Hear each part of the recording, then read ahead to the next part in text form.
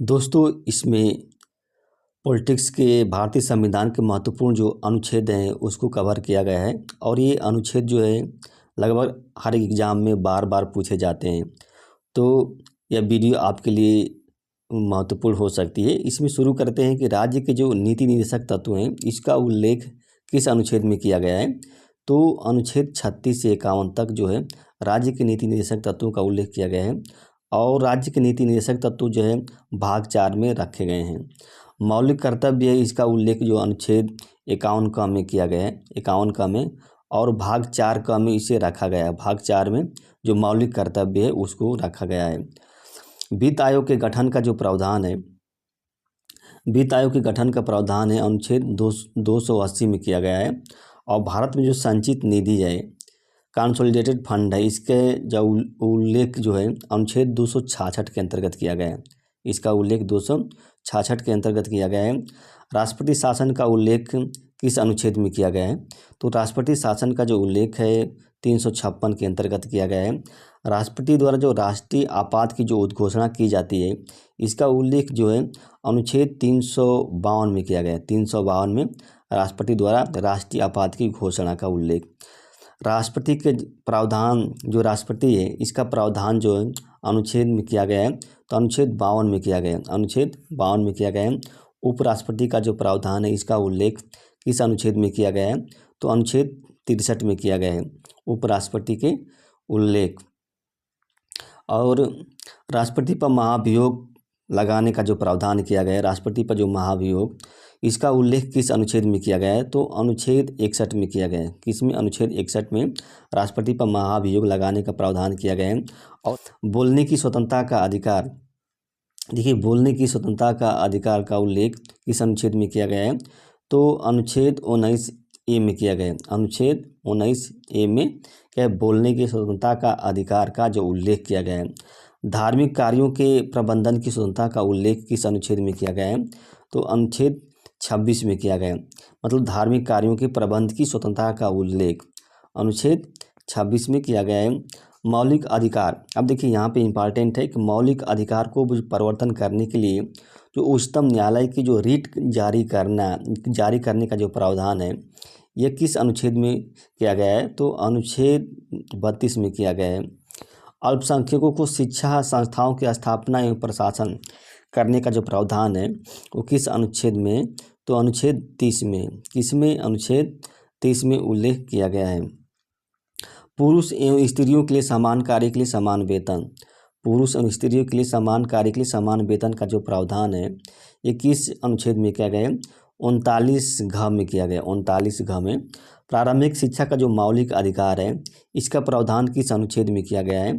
तो अनुच्छेद 21 क में किया गया है। इसका प्रावधान अनुच्छेद 21 क में किया गया है। 14 वर्ष से जो कम आयु के जो बच्चे हैं उनको किसी भी कारखाने या जोखिम भरे कामों में नहीं लगाया जाएगा। इसका प्रावधान किस अनुच्छेद में किया गया है? तो अनुच्छेद 24 में किया गया है इसका प्रावधान। और स्वतंत्रता के जो अधिकार है इसका उल्लेख जो है किस अनुच्छेद में किया गया है? अनुच्छेद 19 में जो है स्वतंत्रता के अधिकार का उल्लेख किया गया है। इसमें 6 तरह की स्वतंत्रताएँ दी गई हैं। 6 तरह की स्वतंत्रताएँ दी गई हैं। प्रेस की स्वतंत्रता का जो वर्णन है किस अनुच्छेद में किया गया है? जो प्रेस की जो स्वतंत्रता है तो अनुच्छेद 19A में जो है प्रेस की स्वतंत्रता का वर्णन किया गया है। अस्पृश्यता के उन्मूलन का जो प्रावधान है किस अनुच्छेद में किया गया है? तो अनुच्छेद 17 में किया गया है, अस्पृश्यता का उन्मूलन। और ग्राम पंचायतों के गठन का प्रावधान, देखिए ग्राम पंचायतों के जो गठन है का प्रावधान है अनुच्छेद 40 में किया गया है। देखिए इंपॉर्टेंट है ये। कृषि एवं पशुपालन का जो संगठन है इसका प्रावधान किस अनुच्छेद में किया गया है?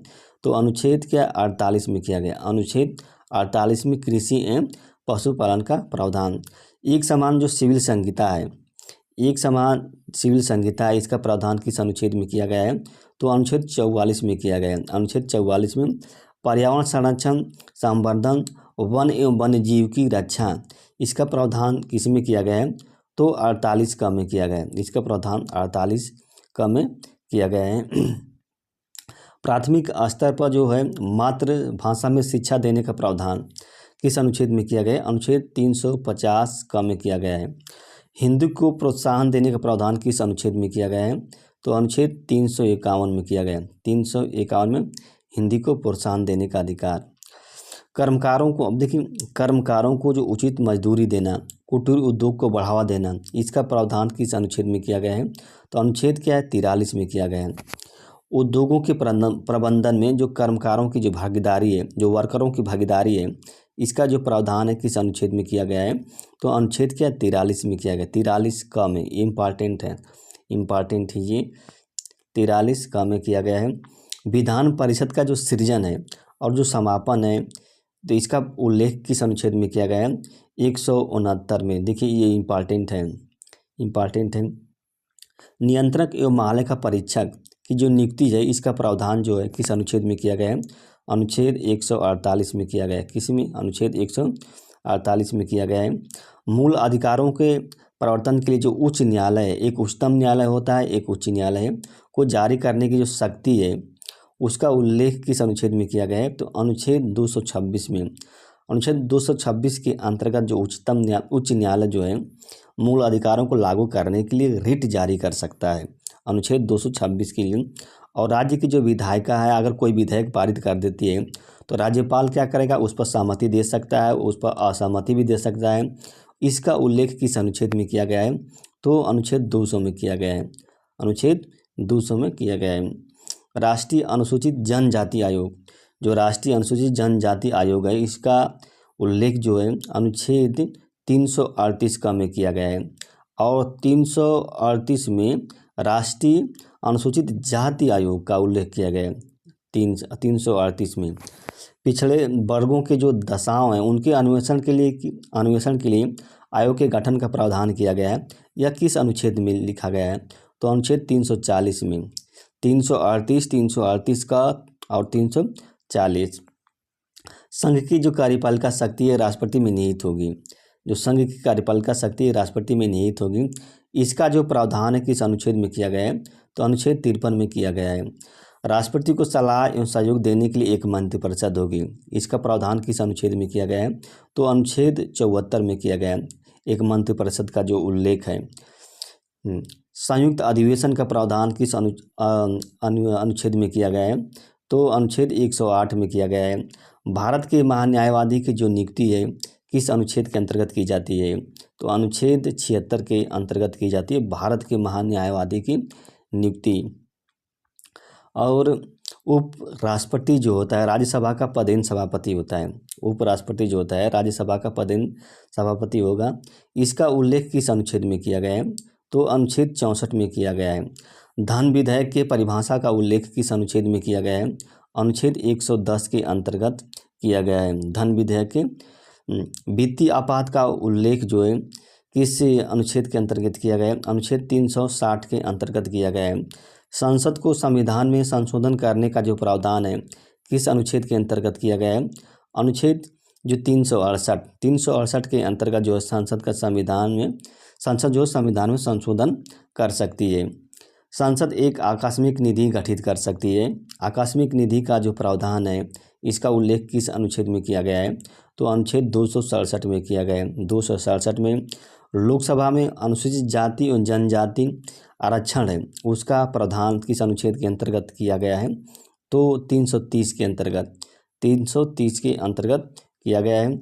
और विधानसभा में, जो विधानसभा है, उसमें जो अनुसूचित जाति एवं जनजाति के जो आरक्षण का प्रावधान है किया गया, तो किस अनुच्छेद में किया गया? जो विधानसभा में, तो 332 में। उसमें लोकसभा में 330 है और जो विधानसभा में है 332 है। राष्ट्रीय अनुसूचित जाति आयोग जो है, इसका उल्लेख जो है 338 में किया गया है। 338 में भारतीय जो नागरिकता है, इसका उल्लेख जो है अनुच्छेद 5 से 11 तक का वर्णन किया गया है और भाग 2 में रखा गया है। और जो मौलिक अधिकार है, इसका जो उल्लेख है 12 से 35 तक, 12 से 35 तक मौलिक अधिकार का उल्लेख किया गया है। और भाग 3 में जो मौलिक अधिकार को रखा गया है, क्या भाग 3 में मौलिक अधिकार को रखा गया है? भारत राज्यों का संघ होगा। देखिए, भारत जो होगा राज्यों का संघ होगा। ये बात किस में कही गई है? अनुच्छेद 1 में कही गई है। भारत राज्यों का संघ होगा। संसद नए राज्यों का निर्माण कर सकती है। वर्तमान जो राज्य हैं, उनकी सीमाओं एवं नामों में परिवर्तन कर सकती है। ये बात किस अनुच्छेद में लिखा गया है? तो अनुच्छेद 3 में लिखा गया है। ये बात अनुच्छेद 3 में लिखा गया है। दोस्तों, यह वीडियो अच्छी लगी तो लाइक कीजिएगा और हमारे चैनल को दोस्त सब्सक्राइब कीजिएगा। धन्यवाद।